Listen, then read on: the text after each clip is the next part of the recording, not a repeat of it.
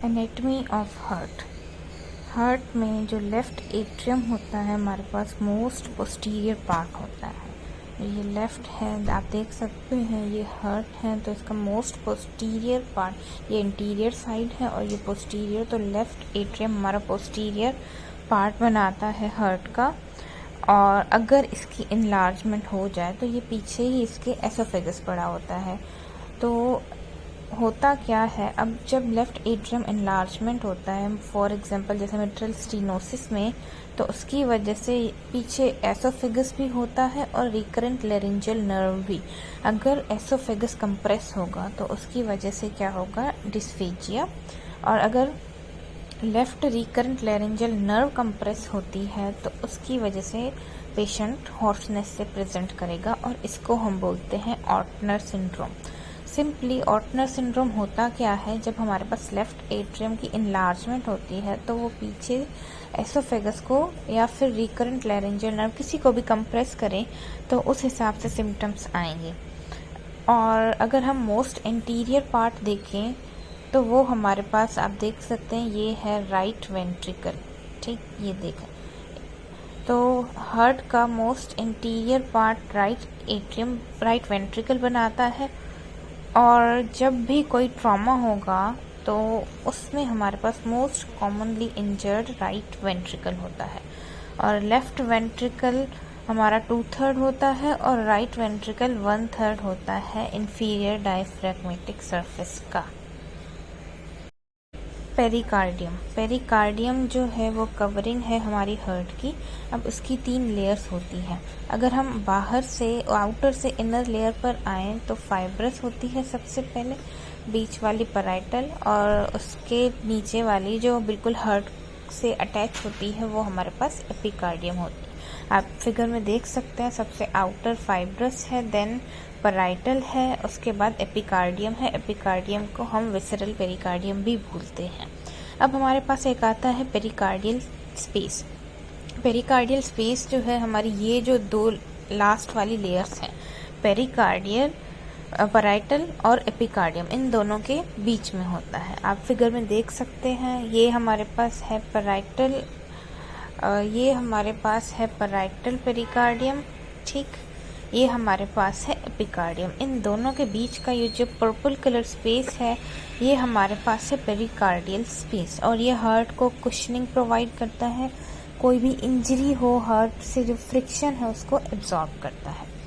अब उसके बाद है इसकी इनर्वेशन पेरिकार्डियम। इस सारी पेरिकार्डियम की इनर्वेशन नर्व सप्लाई होती है फ्रेनिक नर्व से और ये वही फ्रेनिक नर्व है जो हमारे डायफ्राम को इनर्वेट करती है। अब उससे जो फ्रेनिक नर्व का जो पेन नॉर्मली भी रेफर होता है वो हमारे या तो नेक में, आर्म्स में या शोल्डर्स में होता है। इसीलिए जब भी हमारे पास इस पेरिकार्डियम की इंजरी हो गई, पेरिकार्डाइटिस वगैरह होगा तो उसमें जो पेन होगा चेस्ट के साथ वो रेफर करेगा कहाँ पर, हमारे शोल्डर्स में, नेक में या फिर आर्म्स में। कोरोनरी ब्लड सप्लाई है हमारी हार्ट की। ब्लड सप्लाई कैसे होती है, हमारे पास में 2 ब्रांचेस होती हैं, एक एलएडी और एक पीडी है।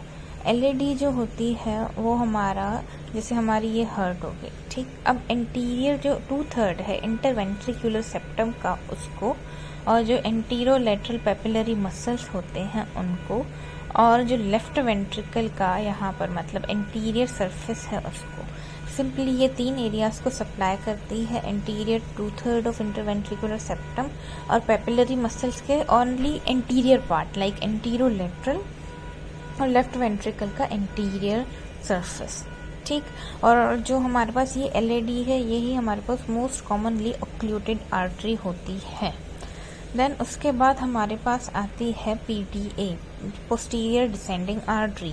अब पोस्टीरियर डिसेंडिंग आर्टरी जो है, जो हमारा इंटरवेंट्रिकुलर सेप्टम के जैसे इंटीरियर 2/3 को एलएडी कर रही थी तो उसका पोस्टीरियर 1/3 हमारे पास रह जाता है, तो उसको सप्लाई करती है हमारी ये पीडीए। और जो वेंट्रिकुलर वॉल है उसका जो 2/3 है पोस्टीरियर पार्ट में, पीडीए हमारी ज़्यादातर पोस्टीरियर पार्ट्स को ही सप्लाई करती है, तो वेंट्रिकुलर वॉल के भी पोस्टीरियर पार्ट और जो पेपिलरी मसल है उसका पोस्टीरो मीडियल। अब हमारे पास पेपिलरी मसल दो होते हैं, या तो एंटीरो लेटरल या तो पोस्टीरो मीडियल। जो एंटीरो लेटरल होता है, एंटीरियर है, तो उसको एलएडी सप्लाई करेगी, और जो पोस्टीरो मीडियल है उसको सप्लाई करेगी PDA, posterior descending artery. Then हमारे पास उसके अलावा जो पीडीए है वो सप्लाई करती है एसए नोड और एवी नोड को, डिपेंड करता है कौन सी डोमिनेंस है, वो हम आगे डिस्कस करते हैं। अब इन्फाक्शन जो होता है, अगर पोस्टीरियर डिसेंडिंग आर्टरी का पीडीए का इन्फाक्शन होगा तो नोडल डिसफंक्शन होगा, उसमें हमारे पास पेशेंट जो है उसमें ब्रेडिकार्डिया या हार्ट ब्लॉक भी मिलेगा। क्यों? क्योंकि वो एसए और एवी नोड को भी सप्लाई करता है। अगर एसए और एवी नोड की ब्लड सप्लाई ख़त्म हो जाएगी तो जो हार्ट का रेट है वो भी कम हो जाएगा। और जो एक दूसरी ब्रांच होती है हमारे पास राइट मार्जिनल आर्टरी, जो जस्ट राइट वेंट्रिकल को सप्लाई करती है। अब हम आते हैं डोमिनेंस पर। डोमिनेंस में हमारे पास दो किस्म से मेजरली दो होती हैं, या राइट डोमिनेंट या लेफ्ट डोमिनेंट, और एक होती है दोनों को डोमिनेंस, राइट और लेफ्ट। राइट डोमिनेंस में क्या होता है, जो पीडीए है ये पोस्टीरियर डिसेंडिंग, हमारे पास डोमिनेंस एक होती है राइट डोमिनेंट सर्कुलेशन, दूसरी होती है लेफ्ट।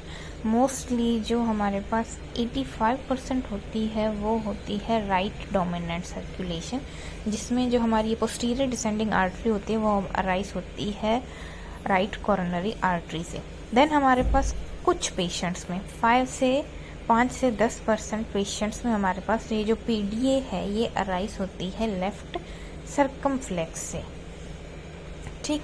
और जो को डोमिनेंस होती है वो जस्ट 5% पेशेंट्स में होती है, या फिर 10 से 20% पेशेंट्स में, जिसमें हमारे पास क्या होता है कि जो पीडीए है वो दोनों से अराइज होती है, लेफ्ट सर्कमफ्लेक्स से भी तो राइट कोरोनरी आर्टरी से भी।